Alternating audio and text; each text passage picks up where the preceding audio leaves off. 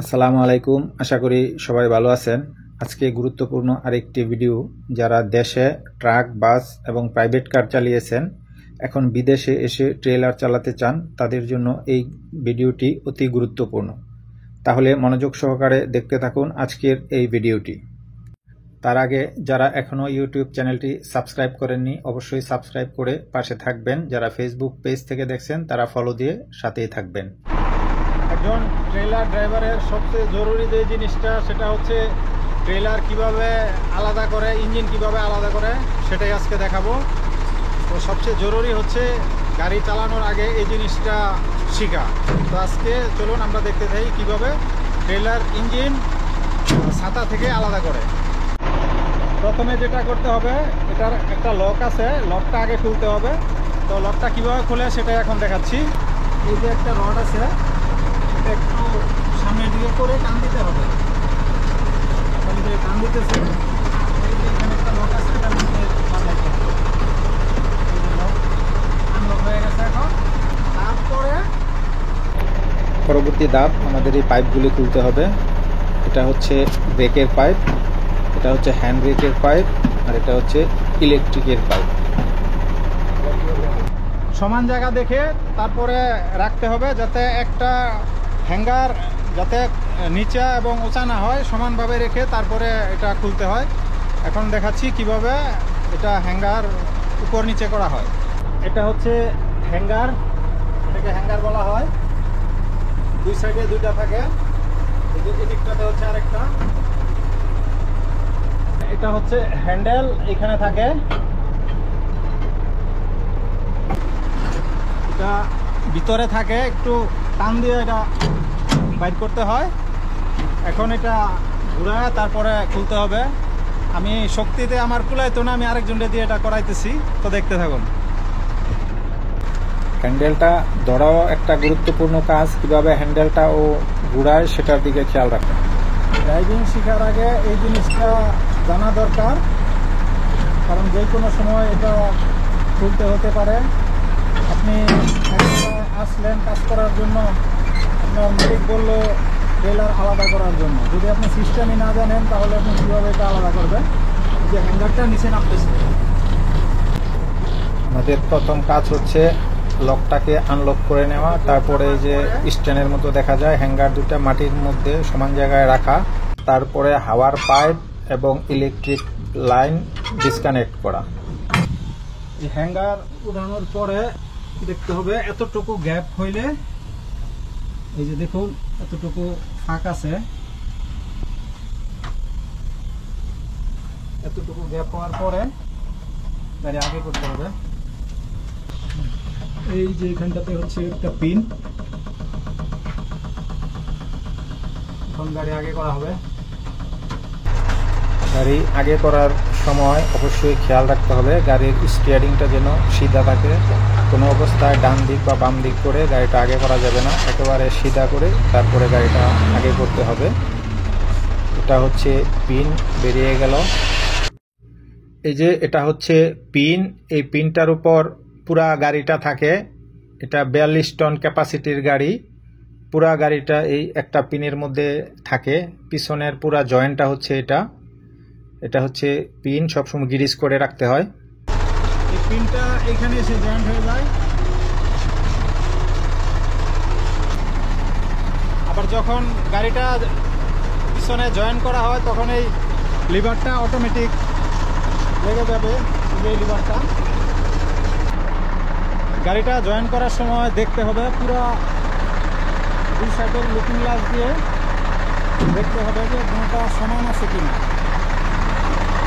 এই দিকটাও দেখতে হবে সমান আছে কিনা।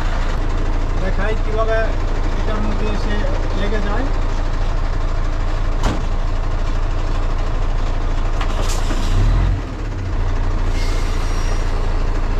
দেখতে থাকুন কিভাবে এসে ট্রেলারটা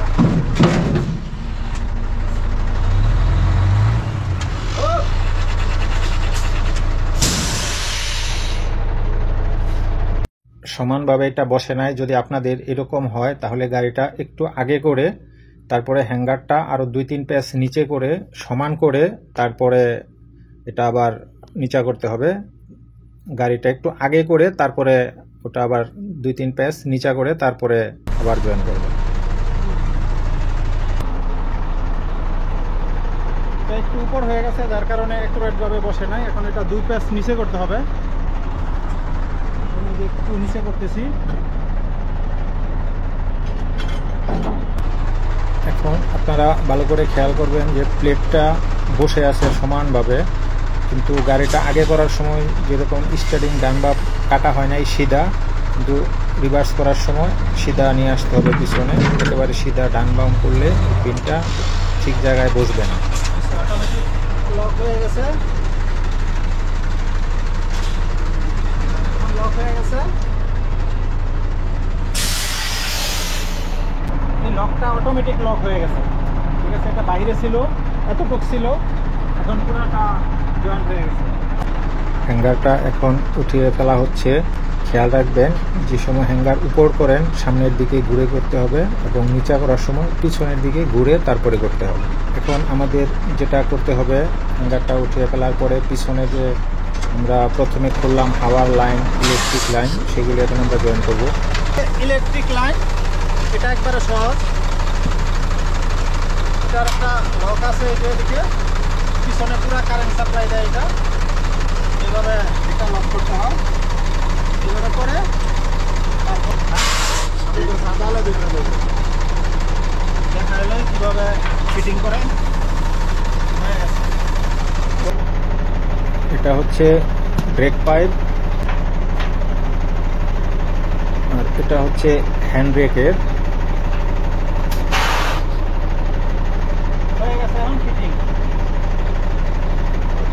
এই গাড়িটা হচ্ছে মার্সিডিস 2003 মডেলের গাড়ি। এটার গিয়ার ফাংশনটা একটু পুরানা মডেলের আর কি। তো গিয়ার অন্য গাড়ির মতোই, লিভার সেম, ধাক্কা দিয়েই ফেলতে হয়। তো দেখাচ্ছি এখন গিয়ার সিস্টেম কিভাবে গিয়ার অপারেটিং করে। এটা হচ্ছে গিয়ার লিভার এতটুক, আর দুই সাইডে দুটা বাটন আছে।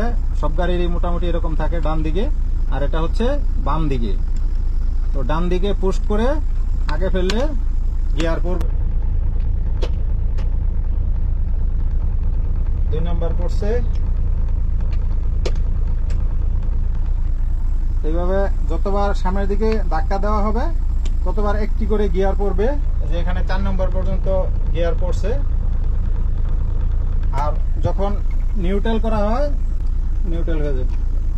ডান দিকেরটা হচ্ছে নিউট্রাল হয়ে যাবে। আর যখন আমরা ব্যাক গিয়ার লাগাই তখন এই যে বাটনটা পুশ করে তারপরে পিছনের দিকে হচ্ছে ব্যাক গিয়ার। যখন ব্যাক গিয়ার পড়বে তখন এখানে লেখা উঠবে আর, এখানে আর লেখা উঠছে।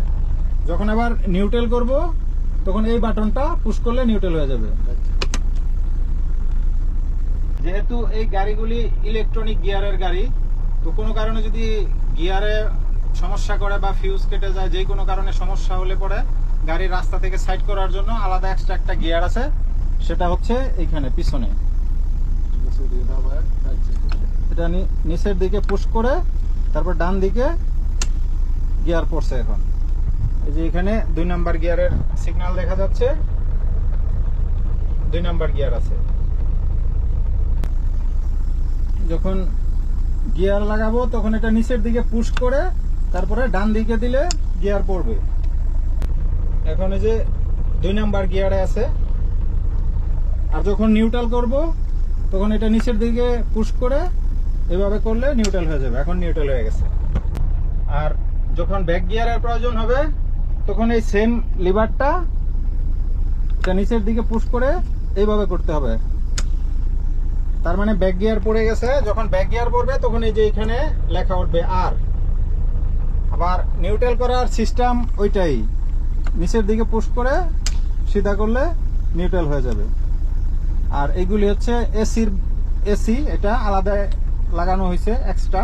আর সামনে একটা লিভার আছে, এই যে এই লিভারটা হচ্ছে যখন 5 নাম্বার গিয়ারের পরে প্রতিবার এটা হাই করার জন্য এটা উপরে করতে হয়। যখন আপনার গাড়ির স্পিড একটু 5-এর নিচে থাকবে তখন এটা নিচে থাকবে, যখন 5-এর উপরে উঠে যায় তখন এটা একটু হাই হয়ে যায়, যে প্রতিবার একটা করে আওয়াজ হবে।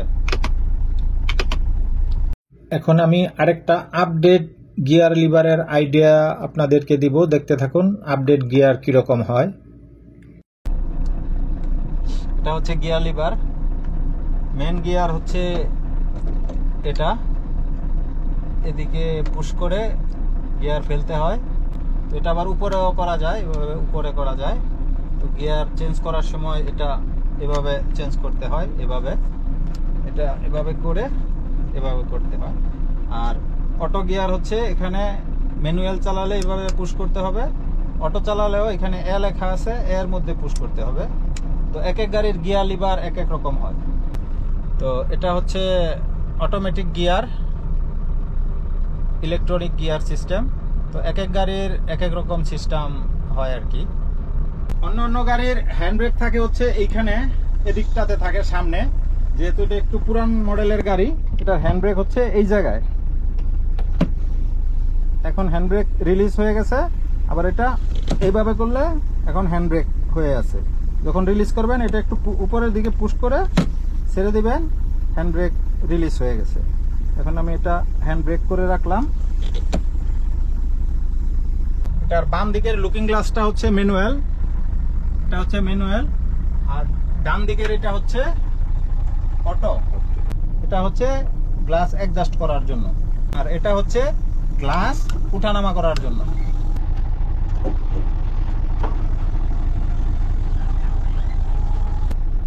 বড় গাড়ির হেডলাইটের সুইচ থাকে হচ্ছে ড্যাশবোর্ডের মধ্যে এইখানে, এটা হচ্ছে হেডলাইটের সুইচ, এটা হচ্ছে পার্কিং, এটা হচ্ছে হেডলাইট। আর হেড ডিপ করতে গেলে, হাই বিম করতে গেলে এই যে এটার মধ্যে ইন্ডিকেটরও আছে, আর হাই বিম করার জন্য এই লিভারটা। আর এদিকটাতে হচ্ছে ইঞ্জিন ব্রেক, এটা সব গাড়িতেই থাকে, বড় গাড়িতে ইঞ্জিন ব্রেক, এটা হচ্ছে ইঞ্জিন ব্রেক। আর এটা পিছনে হচ্ছে ঘুমানোর জায়গা, এটা হচ্ছে ঘুমানোর জায়গা। আর এগুলি হচ্ছে টুল বক্স, প্রয়োজনীয় জিনিসপত্র রাখার জন্য। এই গাড়ির একটা সিস্টেম, এটা হলো গাড়ি ব্যাগে দেওয়ার সময় ডান দিকে কাটলে বামে যায়, বাম দিকে কাটলে ডানে যায়, এটা একটা সমস্যা। তো এই দেশে তো লুকিং গ্লাস দেখে চালাইতে হয় গাড়ি, আর যখন পিছনে রিভার্স করে ডান দিক দিয়ে মাথা বাইর করা যায়, টেলারের ক্ষেত্রে সমস্যা হয় না। তখন এই স্টিয়ারিংটা ডান দিকে কাটলে বামে যায়, বামে কাটলে ডাইনে যায়, আবার অনেক সময় ডান দিকে কাটলেও ডাইনে যায়, বাম দিকে কাটলেও ডাইনে যায়।